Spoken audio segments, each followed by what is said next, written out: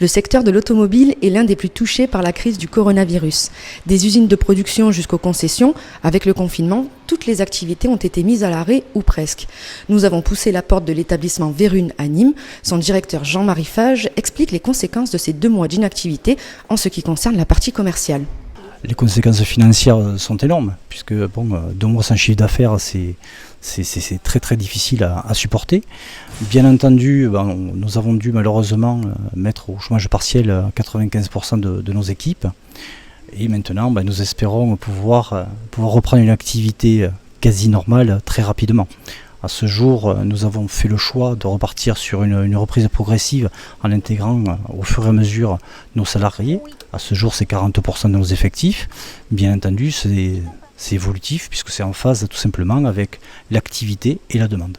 Le secteur de l'automobile a déjà connu des périodes très difficiles, mais dans le passé, il s'agissait plus d'une baisse d'activité que d'un arrêt, comme il l'a connu ces 2 derniers mois.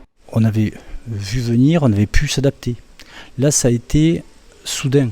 Cette crise sanitaire, c'était difficile bien entendu de l'anticiper. Et le jour où on nous annonce le confinement, cela veut dire qu'on va passer d'un chiffre d'affaires à 0. C'est extrêmement difficile. Malheureusement, on n'a pas pu l'anticiper. Alors Jean-Marie Fage estime que la baisse d'activité en ce qui concerne les ventes de véhicules neufs sera au niveau national de l'ordre de 25% pour l'année 2020. L'avenir, à très court terme, sur la partie après-vente, je reste relativement confiant pour une raison simple, c'est que nos clients ont besoin de se déplacer, ont besoin d'avoir une solution de mobilité.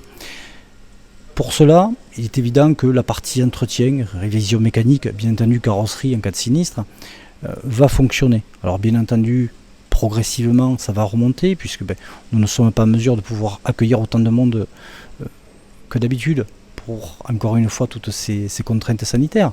Mais l'activité après-vente va revenir.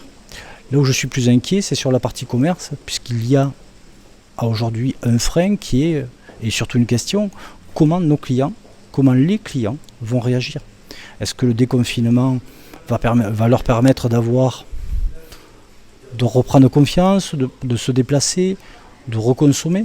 Maintenant, après, nous sommes sur un secteur difficile qui est l'automobile, le 2e budget derrière l'immobilier. Donc, plein de questions.